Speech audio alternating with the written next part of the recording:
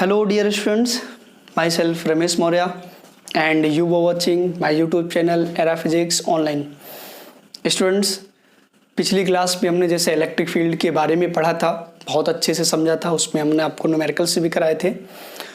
और आज का जो लेक्चर होगा हमारा वो न्यूमेरिकल्स हम लोग पढ़ेंगे जो इलेक्ट्रिक फील्ड से रिलेटेड है, क्योंकि मैं कॉन्सेप्ट तो आपको इसके पहले बता चुका हूँ, जो आईआईटी वाले हैं उनके बेस पे भी, और जो आपके बोर्ड के लिए एग्ज़ाम में इम्पॉर्टेंट थे वो भी हम कॉन्सेप्ट पढ़ चुके हैं। आप अगर ये लेक्चर देख रहे हैं और कॉन्सेप्ट नहीं पढ़ा हुआ है तो प्लीज़ आप पहले पीछे जा करके आप उस लेक्चर को देखें जो इलेक्ट्रिक फील्ड है बोर्ड के लिए, और इलेक्ट्रिक फील्ड का जो हमने क्वेश्चन किए हैं जेई के लिए वो एक बार ज़रूर देख लें, तब आप इसको देखें, क्योंकि जब तक कॉन्सेप्ट आपके क्लियर नहीं है तब तक आप न्यूमेरिकल्स को उतने अच्छे से समझ नहीं पाएंगे। एक बार हम चाहते हैं कि आपको थोड़ा सा फॉर्मूला बता दें, किस फॉर्मूले पे बेस्ड हम लोग ज़्यादातर क्वेश्चन करने वाले हैं, इलेक्ट्रिक फील्ड का क्या फॉर्मूला होता है उसके बेस पे ध्यान देना। इलेक्ट्रिक फील्ड एक वेक्टर क्वांटिटी है, ठीक, ये तो सबसे पहले पता होना चाहिए। तो मतलब डायरेक्शन इंपॉर्टेंट है, और अगर डायरेक्शन है तो आपको वेक्टर लॉ ऑफ एडिशन जरूर आना चाहिए, क्योंकि उसके बिना तो फिर बेकार है। ठीक है, तो देखो हम दो चीजें आपको बता रहे हैं। सबसे पहली बात, अगर Q चार्ज यहाँ पे रखा गया है और R डिस्टेंस पे एक पॉइंट P है और यहाँ पे आप इलेक्ट्रिक फील्ड निकालना चाहते हैं, तो ये इलेक्ट्रिक फील्ड है वो इस डायरेक्शन में आएगा E, ठीक है, और इसकी जो वैल्यू होती है E बराबर 1/4 pi epsilon not Q by r square, ये इसका मैग्नीट्यूड होता है। और direction along the joining line, आप इसको आर कैप लिख सकते हो जब वेक्टर फॉर्म में लिखोगे तो, ठीक है। अब दूसरी बात, अगर दो वेक्टर्स दिए गए हैं ए वेक्टर और बी वेक्टर, और इनके बीच आपको क्या निकालना है कि इनका रिजल्टेंट फाइंड करना है, और ये दोनों एंगल थीटा पे हैं, तो रिजल्टेंट इनके बीच में कहीं लाई करता है, और आर बराबर होता है √a² plus b² plus 2ab cos theta, ठीक है, ये रिजल्टेंट होता है। और अगर इसको a के साथ अगर एंगल अल्फा दिया गया है, दैट ना a के साथ अगर एंगल अल्फा दिया गया है जो रिजल्टेंट बना रहा है, क्योंकि डायरेक्शन हमेशा एंगल के टर्म में दी जाएगी, ठीक है, तो जो डायरेक्शन आएगा आपका tan अल्फा इक्वल टू, ध्यान रखना a के साथ ये जुड़ा हुआ तो हम लोग b को ऊपर लिखेंगे b sin alpha sin theta, ये पूरा angle upon a plus b cos theta. तो ये आपका जो है एंगल निकालने का फॉर्मूला है। ध्यान रखना a यहाँ पे अकेला है ना, तो मतलब ये a के साथ अल्फा लिया गया है। अगर ये चीज आप लिखते a sin theta upon b plus a cos theta, तो वो b के साथ एंगल मतलब ये वाला एंगल कुछ निकलता, ठीक है। तो ये आपको पता होना चाहिए, क्योंकि इसके बेस पे हम लोग आगे काम करेंगे, ठीक। तो स्टार्ट करते हैं इसके न्यूमेरिकल्स कैसे करेंगे हम लोग, देखो एक एक करके। सबसे बेसिक क्वेश्चन आपसे हम लोग सबसे पहला क्वेश्चन यही करते हैं, क्योंकि सुपरपोजिशन थ्योरम को ये फॉलो करता है। सुपरपोजिशन थ्योरम का मतलब ये हो गया, उसके नाम से मत डरो, मतलब अगर दो या दो से ज़्यादा इलेक्ट्रिक फील्ड्स हैं तो हमें रिजल्टेंट निकालने के लिए उनको वेक्टर सम करना पड़ेगा, यही आपका सिंपली सुपरपोजिशन समझ सकते हो, ठीक है। अब बात करते हैं कि क्वेश्चन के बारे में। तो सबसे सिंपल सा क्वेश्चन जो आपका आ सकता है, जो सबसे बेसिक हो सकता है, हर जगह आपको मिल जाएगा कि एक ये मान लीजिए एक इक्विलैटरल ट्रायंगल है जिसकी साइड्स जो हैं वो ए दी गई हैं, ठीक है, और इसके जो तीनों ये दो कॉर्नर्स हैं इन पे चार्ज जो है क्यू और क्यू दिया गया है। आपको इस पॉइंट पे नेट इलेक्ट्रिक फील्ड फाइंड करना है, उसके जो थर्ड वर्टिस है, इस पॉइंट पे आपको इलेक्ट्रिक फील्ड फाइंड करना कितना होगा। तो देखो सबसे पहले तो ये प्लस है, तो इसकी वजह से यहाँ पे जो इलेक्ट्रिक फील्ड होगी वो इस डायरेक्शन में हो जाएगी, इसको आप E मान सकते हैं। और ये भी पॉजिटिव है तो इसकी वजह से इलेक्ट्रिक फील्ड आपकी इधर होगी, ये भी आपका पॉजिटिव होगा। अब दोनों आप कहोगे सर ये बराबर क्यों लिखा हुआ है, मैग्नीट्यूड E1 E2 भी तो लिख सकते हैं। तो वैसे बता दें, अगर आप लिख भी लोगे तो कोई फर्क नहीं पड़ता, क्योंकि चार्जेस दोनों बराबर है, डिस्टेंस दोनों की बराबर है, तो मैग्नीट्यूड इक्वल आएगा, ठीक है। देखो कैसे, तो अगर यहाँ पे E1 की वैल्यू लिखोगे या E2 लिखोगे तो ये आपका 1/4 pi epsilon not Q by a², यही तो बनेगा। और इसको आप E मान लो, इससे फायदा क्या होगा कि सॉल्व करने में थोड़ी सी आसानी होगी, ठीक है। आप जानते हैं कि इक्विलैटरल ट्रायंगल है तो ये एंगल कितना होगा 60 डिग्री, तो ये भी एंगल कितना आ जाएगा आपका 60 डिग्री। अब पूरा का पूरा खेल सिर्फ वेक्टर का रह गया, बाकी सब खत्म। देखो दो वेक्टर हैं, एक इधर जा रहा है E, एक इधर जा रहा है E, ठीक है, ये E2 E1 लिखा है, लिख लो। रिजल्टेंट यहाँ कहीं लाई करेगा बीच में, जो एंगल कितना है बेटा 60 degree. Now resultant E net बराबर, इसको E नेट लिख सकते हो कितना हो जाएगा, under root E1 square plus E2 square plus 2E1 E2 cos 60 degree, यही तो बनेगा। फटाफट E1 E2 को E रख दो, क्योंकि तीनों बराबर है। अगर अलग अलग होता तो अलग अलग पुट करते, बट दोनों बराबर हैं तो बराबर पुट कर दो और आपका आंसर आ गया। लो E इक्वल टू कितना, E square plus E square plus 2E square into cos 60 कितना 1/2, 1/2 से 2 cancel, √3E। Any problem, E net is equal to कितना, √3 times of 1/4 pi epsilon not Q/a square. ठीक है, किसी की ट्रेन तो नहीं छूट रही? ओके, तो ये Q/a स्क्वायर आपका जो है आंसर आ जाएगा। थोड़ा जल्दी जल्दी बोल गए, समझ में आ गया होगा मेरे हिसाब से, क्योंकि मेन हमारा यही इतना था, उसके बाद तो बस वैल्यू पुट करके सॉल्व करना था। अब अगर एंगल पूछा जाए कि रिजल्टेंट की डायरेक्शन क्या है, तो वो तो बहुत सिंपल है। देखो, हम ये एंगल मान लीजिए निकाल रहे हैं अल्फा। हमने कहा था कि जो आप एंगल निकालो उसके सामने वाला ऊपर लिखा जाएगा इस थीटा के साथ। तो याद होगा अगर हम लिखे यहाँ पे डायरेक्शन, डायरेक्शन, डायरेक्शन, क्या direction, tan alpha is equal to how much, E1 sine 60 degree upon E2 plus E1 cos 60 degree. Okay, value put कर दो, E1 E2 बराबर है। लो, tan अल्फा बराबर E1 की वैल्यू है हाउ मच, बता बेटा, E के बराबर साइन 60 √3/2 अपॉन ये कितना है, E2 कितना है, E2 ये आपका E के बराबर है प्लस E इंटू 1/2, यही तो रखा जाएगा। अब इसको जब सॉल्व करोगे तो ये 1/√3 आएगा, मतलब अल्फा बराबर 30 डिग्री। और एक वैसी ही बात बताएं, क्योंकि आप दिमाग थोड़ा सा लगा सकते हो, पता है कैसे, दोनों की वैल्यू बराबर है और बीच का एंगल 60 डिग्री है, तो अगर दोनों बराबर है तो बीचों बीच से जाएगा, एकदम मिड से। तो इसीलिए ये भी एंगल 30 डिग्री आएगा और ये भी एंगल कितना आएगा, 30 डिग्री आएगा। ठीक है, आई होप ये बात क्लियर होगी। इसको आप नोट कर लो पहले, ठीक है। इसके बाद नेक्स्ट क्वेश्चन करते हैं हम लोग, फटाफट जल्दी नोट करो। एक क्वेश्चन और देते हैं, इसी का छोटा भाई। ठीक है, देखो रफ कर रहे हैं, नोट कर लेना पॉज करके इसको। दूसरे क्वेश्चन में बस कुछ नहीं किया हमने, इसी में थोड़ा सा इतना सा कर दिया कि लो भाई यही था, सब कुछ वही था, हमने कुछ नहीं किया, और यहां पे प्लस क्यू था और यहां पे माइनस क्यू ला दिया। अब सॉल्व करो जरा। अब उस पॉइंट पे आपको रिजल्टेंट इलेक्ट्रिक फील्ड फाइंड करना है। ये भी बहुत बेसिक है, आप एक काम करो, पॉज करो, एक बार ट्राई करो, हम तो बताना स्टार्ट कर रहे हैं। ठीक है, देखो प्लस क्यू है, इसकी वजह से इस पॉइंट पे इलेक्ट्रिक फील्ड इधर जाएगा E। ये माइनस क्यू है, तो माइनस क्यू कभी रिपेल नहीं करता, आपको पता है। किसी भी चार्ज, अगर किसी पॉजिटिव चार्ज को इसके पास लाओगे तो वो क्या करेगा, अट्रैक्ट करेगा। हमेशा जो पॉजिटिव चार्ज होता है, यूनिट टेस्ट चार्ज जिसको पॉजिटिव लेते हैं, उस पे लगने वाले फोर्स की डायरेक्शन को ही हम लोग इलेक्ट्रिक फील्ड का डायरेक्शन मानते हैं। तो नेगेटिव तो हमेशा क्या करेगा, अट्रैक्ट करेगा ना। इसीलिए इसका जो डायरेक्शन होगा इलेक्ट्रिक फील्ड का, वो अलोंग दिस वन E। अब E और E क्यों मानना है ये दोबारा मत पूछना, क्यों, क्योंकि दोनों चार्जेस बराबर है और डिस्टेंस बराबर है। आपको पता है इलेक्ट्रिक फील्ड जब हम लोग लिखते हैं तो सिर्फ मैग्नीट्यूड लिखते हैं, क्योंकि डायरेक्शन आप ऑलरेडी शो कर चुके हो। आप जानते हैं कि ये एंगल 60 डिग्री है, नहीं जानते तो जान लीजिए, क्योंकि इक्विलेटरल ट्रायंगल है। और ये एंगल आपका कितना होगा, 120। कैसे, वो आप सोचो। ओके, ये 120 हो गया, ये E और E हो गया। एक चीज तो दिमाग में आपके पहले आ गई होगी कि भाई जो इसका रिजल्टेंट है वो यहां कहीं आएगा, जो कि 60 डिग्री पे होगा किसी के बीच से। कैसे, क्यों, क्योंकि सर ये दोनों तो बराबर है, और बराबर है तो रिजल्टेंट बीचों बीच से पास होगा 60 डिग्री, तो वो तो क्लियर है। चलो अभी निकाल के भी दिखा देंगे कैसे 60 डिग्री आता है, बट अभी के लिए क्लियर हो गया। अब पहले इसका रिजल्टेंट निकालते हैं। आप समझो पहले कि जो हमारा E की वैल्यू है वो कितना है, 1/4 pi epsilon not Q/a square. Value तो वही होगी, मैग्नीट्यूड E और E का। अब इसका जो रिजल्टेंट है E नेट बराबर वो कितना होगा, √E square plus E square plus 2E square into cos 120 degree. अब लो cos 120 की वैल्यू कितनी होगी बताओ।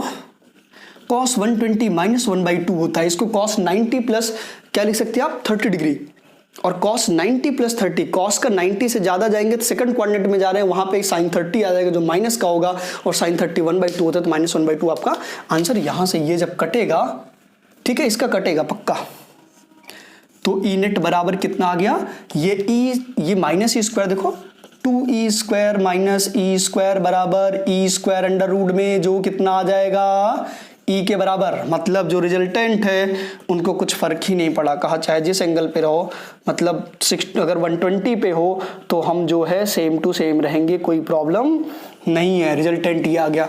डायरेक्शन की बात करते हैं, लो इधर डायरेक्शन बेटा, डायरेक्शन में आप जानते हैं, मान लीजिए हमने इसको 60 डिग्री पहले निकाल लिया, बट फिर भी हम प्रूफ करके दिखा देते हैं। tan अल्फा बराबर कितना होगा, this one E sine 120 upon E plus E cos 120 degree, यही तो बनेगा। अब sin 120 कितना होता है, जब sin 120 को आप निकालोगे तो ये √3/2 आएगा, ठीक है। ई से ई सारा कट जाएगा, आपको पता है tan अल्फा बराबर कितना, ये √3/2 हो जाएगा, ये 1 माइनस 1/2, अब 1 माइनस 1/2 कितना हो जाएगा, √3/2 अपॉन 1/2 बचेगा, ये कैंसिल हो गया। tan अल्फा बराबर क्या आ गया, √3, तो अल्फा बराबर कितना आ गया 60 डिग्री। ये आपके सेकंड न्यूमेरिकल है जो पिछले वाले पे ही बेस्ड था, बहुत ज़्यादा कुछ इसमें नया नहीं था, ठीक है, इसलिए हमने इसको जल्दी जल्दी थोड़ा सा कर दिया। कोई प्रॉब्लम आई थिंक नहीं होना चाहिए, इसको देख लो, नोट कर लो। अब इसके बाद नेक्स्ट क्वेश्चन देखो, फटाफट करते हैं क्योंकि हम चाह रहे हैं कि काफ़ी क्वेश्चंस आपको करवा दें, बहुत टाइप ऑफ क्वेश्चंस आते हैं। अब इसमें चलो ठीक है, कहीं दो पॉइंट पे रहेंगे तब तो निकल जाएगा आपको कि ये लगा लेंगे। अगर 3 इलेक्ट्रिक फील्ड एक साथ आ गए तब क्या करेंगे, उसमें वेक्टर सम को कैसे लगाते हैं, तो उसके लिए भी हम आपको उपाय बताते हैं। लो, एक आप स्क्वायर ले लो, ठीक है, ए साइड का, कितने साइड का, लेंथ ए है, एक चार्ज यहाँ पे, एक चार्ज यहाँ पे, एक चार्ज यहाँ पे। अभी हम सब बराबर ले लेते हैं, वैसे अलग अलग भी होगा तो कोई ज़्यादा प्रॉब्लम नहीं आने वाली, आप कर लोगे, लेकिन अभी हम बराबर लेते हैं। और इस पॉइंट पे आपको नेट इलेक्ट्रिक फील्ड फाइंड करना है, कितना होगा। तो सबसे पहले तो आप ध्यान दो कि किनके बराबर होंगे, कहाँ पे क्या होगा। तो ये क्यू चार्ज इस पॉइंट पे इलेक्ट्रिक फील्ड इधर प्रोड्यूस करेगा, इसको E1 मान लेते हैं। ये क्यू चार्ज इस पे इधर प्रोड्यूस करेगा, और ये भी आपको बता दे E1 के बराबर होगा। क्यों, लेंथ वही, चार्ज वही, तो फील्ड भी वही। बट ये वाला पॉइंट, चार्ज तो सेम है लेकिन ये बेचारा क्या हो गया कि थोड़ा ज्यादा ही पीछे रह गया। लो, ये आपका क्या बन जाएगा, E2। इन तीनों को सॉल्व करना है, ठीक है, मतलब आपको वेक्टर सम लगाना है बट इन तीनों में लगाना है। तो इसके लिए क्या है, पहले E1 E2 की वैल्यू लिख लें, उसके बाद पुट करने के लिए, ताकि आसानी हो जाए, ठीक है। देखो, अगर E1 लिखेंगे तो कितना आएगा, 1/4 पाई एप्सिलॉन नॉट Q/a²। अच्छा, ये डायगोनल कितना होता है, याद है किसी को, ये √2a होता है, a² + a² अंडर रूट में, पाइथागोरस थ्योरम तो पढ़ा ही होगा, ठीक है।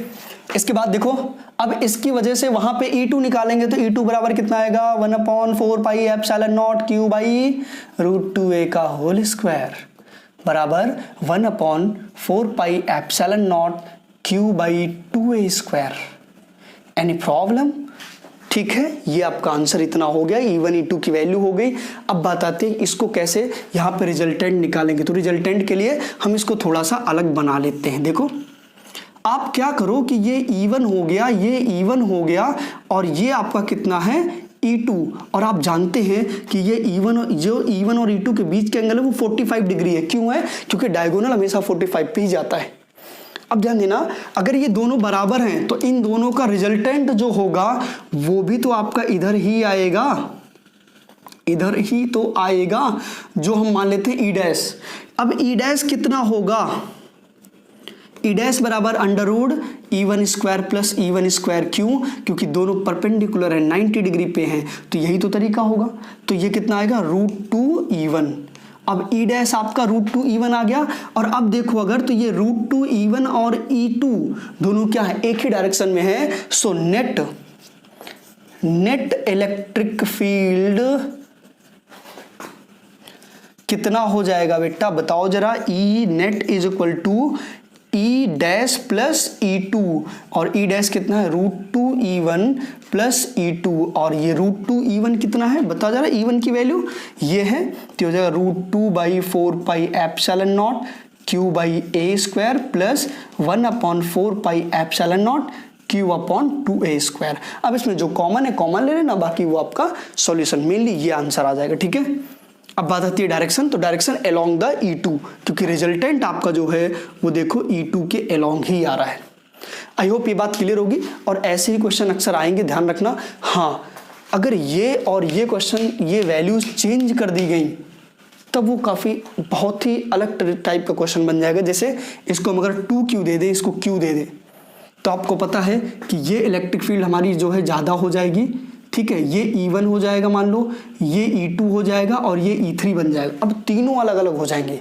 ऐसे में इन दोनों का रिजल्टेंट अब 45 पे नहीं जाएगा, जो बड़ा है ये इसकी तरफ थोड़ा सा ऐसे झुक जाएगा, आपका ई डैश यहाँ आएगा। अब आपको क्या करना पड़ेगा, पहले ये एंगल निकालना पड़ेगा, देन इन दोनों को सॉल्व करना पड़ेगा, जो कि थोड़ा डिफिकल्ट होगा, और बोर्ड लेवल पे या वैसे भी इतनी बड़े कैलकुलेशन की चीज़ें आपके यहाँ नहीं पूछी जाएंगी, लेकिन प्रोसेस आपका ये लगेगा। ओके, डन, ठीक, नोट कर लो इसको। नेक्स्ट आपको बताते हैं, ठीक है।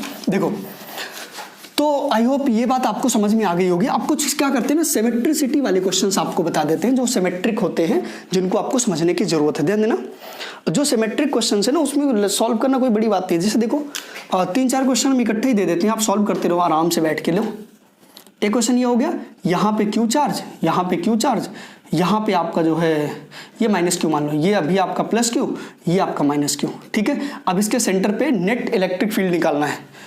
दूसरा केस, ये सब सिमेट्रिसिटी पे बेस्ड है, ये ए साइड ले लेना, ठीक है। यहाँ पर भी ए साइड ले रहे हैं, यहाँ पे आपका +q, यहाँ पर भी +q, यहाँ पे -q, यहाँ पे -q, और इसके सेंटर पे आपको नेट जो है इलेक्ट्रिक फील्ड फाइंड करना है, ठीक है। तीसरा देते हैं, देखो अब ये सब ऐसे हैं जो सिमेट्रिसिटी को थोड़ा सा फॉलो करते हैं, बाकी कुछ है नहीं, सब ऐसे ही हैं, ठीक है। इसके बाद नेक्स्ट की बात करें अगर हम, तो नेक्स्ट एक और दे दे रहे हैं, देख लो वो भी। जैसे मान लीजिए एक कोई हेक्सागन दिया गया है जिस तरह से, ठीक है, रेगुलर हेक्सागन है, ये ए साइड से, ये इसका सेंटर है।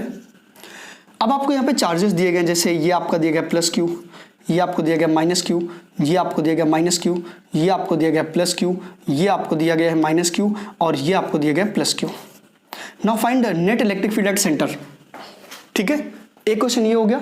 इस टाइप के क्वेश्चन कई बना सकते हैं, कोई बड़ी बात नहीं है। देखो इसको एक और दे देते हैं, थोड़ा सा सिमेट्रिसिटी के क्वेश्चंस करने से आपके लिए आसानी ये होगी कि आप समझोगे कि कैसे क्या है, बाकी कुछ है नहीं इतना बड़ा ये चीज़, ठीक है। जैसे ये रखा गया है, ठीक है, हम आपको दे देते हैं भाई ये +q है, ये आपका +q है, ठीक, ये आपका जो है -q है, ये आपका +q है, ठीक है, ये -q है, ये +q है। Now find net electric field at centre, इसकी भी साइड्स ए हैं सारी, मेरी बात को आप लोग समझ पा रहे हो ना। तो ऐसे करके कई भी आपके दे सकते हैं क्वेश्चंस। अब एक एक करके हम आपको डिस्कस करके बताते हैं। इसमें पूरा खेल जो है ना आपके बस मतलब थोड़ी सी दिमाग को लगाना है, थोड़ा सोचना है, बस पूरा खेल वहीं पे खत्म हो जाएगा। इतना कुछ नहीं है कि इसके न्यूमेरिकल बहुत बड़े हो गए, इतने बड़े बड़े स्ट्रक्चर बने, कैसे सॉल्व करेंगे, कुछ नहीं। देखो इसका क्या होगा, ये +q जितना इलेक्ट्रिक फील्ड इधर प्रोड्यूस करेगा, इतना ये +q इधर प्रोड्यूस करेगा, ये आपस में क्या हो गए, कैंसिल हो गए। इस तरीके से ये -q जितना अपनी तरफ प्रोड्यूस करेगा, ये -q अपनी तरफ उतना प्रोड्यूस करेगा, ये भी क्या हो गए, कैंसिल हो गए।